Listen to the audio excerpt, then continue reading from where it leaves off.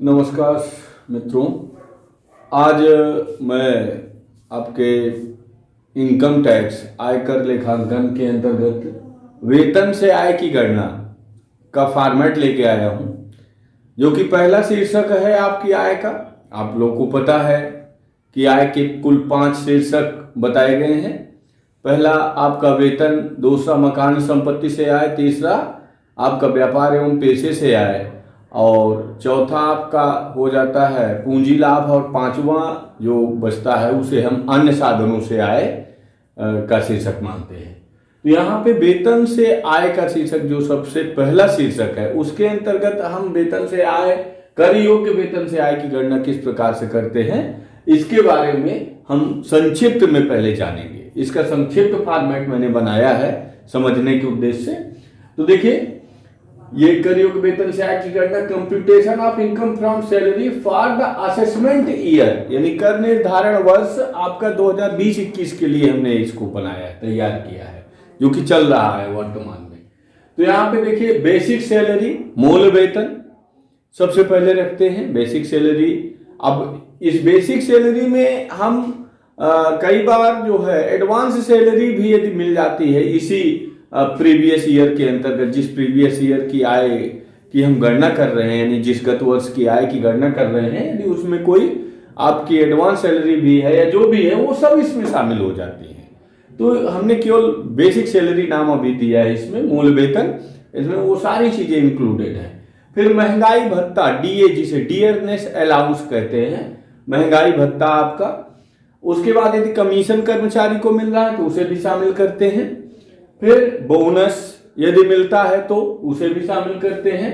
उसके बाद आपका जितने भी टैक्सेबल अलाउंसेज हैं, जितने भी कर योग्य भत्ते हैं, उन सभी को हम इसमें शामिल करते हैं। जितने भी कर योग्य भत्ते उसके आते हैं, जैसे कि आप लोग जानते हैं कि इसमें आपका नौकर भत्ता हो गया, टिफिन भत्ता हो गया, प्रॉक्टर भत्ता हो गया, ये तमाम प्रकार के भत्ते जो मिलते हैं, और जो फुली टैक्सेबल हैं या पार्शियली टैक्सेबल हैं, जो भी कंडीशन है इसमें, चाहे वो फुली टैक्सेबल हो या पार्शियल, तो जितना भी भाग टैक्सेबल है, कर योग्य है, तो पूरे जितने भी कर योग्य आपके अलाउंसेज हैं, उसमें एचआरए का जो कर योग्य भाग है, यानी मकान किराया भत्ता का, मनोरंजन भत्ता का, या आपके जितने भी ऐसे भत्ते हैं जो कर योग्य हैं, उन सभी को हम इसमें शामिल करते हैं। अब आपको पता है भत्ते 3 प्रकार के होते हैं, पूर्णतया कर योग्य, आंशिक कर योग्य या कर मुक्त कह सकते हैं आंशिक, और तीसरा आपका पूर्णतया कर मुक्त। तो पूर्णतया कर मुक्त को तो हम इसमें शामिल नहीं करते हैं, लेकिन जो आंशिक कर योग्य है, तो जितना कर योग्य भाग है, जैसे जिसमें आपका मकान किराया भत्ता भी आता है और मनोरंजन भत्ता आता है, और कुछ ऐसे भत्ते जिनमें उनका कुछ भाग टैक्सेबल होता है, कुछ बात, तो वो सब आगे हम जानेंगे, पढ़ेंगे उनके बारे में। फिलहाल तो मैंने इसकी एक संक्षिप्त जो है टेबल प्रस्तुत किया है। तो जितने भी टैक्सेबल अलाउंसेज हैं, भत्ते हैं, वो सब आपके इसमें शामिल किए जाते हैं। ऑल टैक्सेबल परक्विजिट्स, अनुलाभ, यानी भत्तों के अलावा, नगद के अलावा सुविधा के रूप में जो आपको जो है मिलता है, सुविधाएं मिलती है, नगदी न देके नियोक्ता के द्वारा, एम्प्लॉयर के द्वारा आपको नगद में कुछ न देकर आपको सुविधाएं जो दी जाती हैं। भत्ते कैसे होते हैं? नगद में। जैसे मकान न दिया तो उसके लिए नगद पैसा आपको दे दिया एम्प्लॉयर ने, आपको जो है गाड़ी न दिया तो उसका सवारी भत्ता दे दिया, है ना, नौकर न दिया तो नौकर के लिए आपको कैश में पेमेंट। तो ये सारे भत्ते हो जाते हैं जो कैश में पेमेंट किए जाते हैं। और जो कैश पेमेंट ना करके सुविधाएं आपको दे दी जाती हैं, जैसे घर के लिए पैसा ना देके घर ही आपको दे दिया गया, नौकर का पैसा ना देके आपको नौकर दे दिया गया। तो ये सब सुविधाएं क्या होती हैं? आपकी मालिक की सुविधा दे दी गई। तो ये सारी सुविधाएं ही परक्विजिट्स यानी अनुलाभ कहलाती हैं। अब 7वें नंबर में क्या है? Excess of 12% contribution in recognized PF by employer.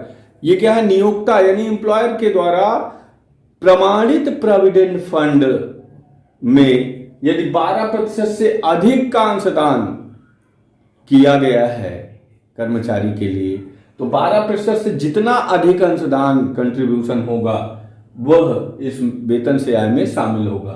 उसके बाद excess of 9.5% interest in recognized, इसी पीएफ रिकॉग्नाइज्ड प्रोविडेंट फंड में यदि ब्याज की दर 9.5%, 9.5% से अधिक है तो जितनी अधिक है वो वेतन से आय की गणना में शामिल किया जाएगा।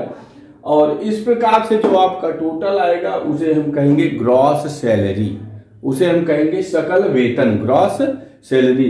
इस ग्रॉस सैलरी में से कुछ कटौतियां हैं हमारी, उनको घटा देते हैं।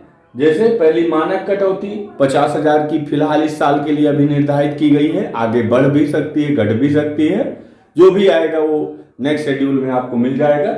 और एंटरटेनमेंट अलाउंस, ये मनोरंजन भत्ता जो कि केवल सरकारी कर्मचारियों की दशा में कटौती स्वीकार्य है, ये केवल सरकारी कर्मचारियों की दशा में। और एम्प्लॉयमेंट टैक्स, नियोजन कर की कटौती, इन तीनों कटौतियों को हम इकट्ठा करके यहाँ पे घटा देते हैं इस टोटल में से, तो जो शेष बचता है वही टैक्सेबल सैलरी है, वही कर योग्य वेतन है। ठीक है, तो ये एक संक्षिप्त शेड्यूल मैंने प्रस्तुत किया है। अब इसके लिए मैं नेक्स्ट वीडियो में आपके भत्तों की चर्चा करूंगा, जैसे भत्ते आपके कर योग्य, कर मुक्त, और क्या कैसे उनका कैलकुलेशन होता है, इनकी मैं चर्चा करूंगा। ठीक है, तब तक इसका अध्ययन करिए। धन्यवाद।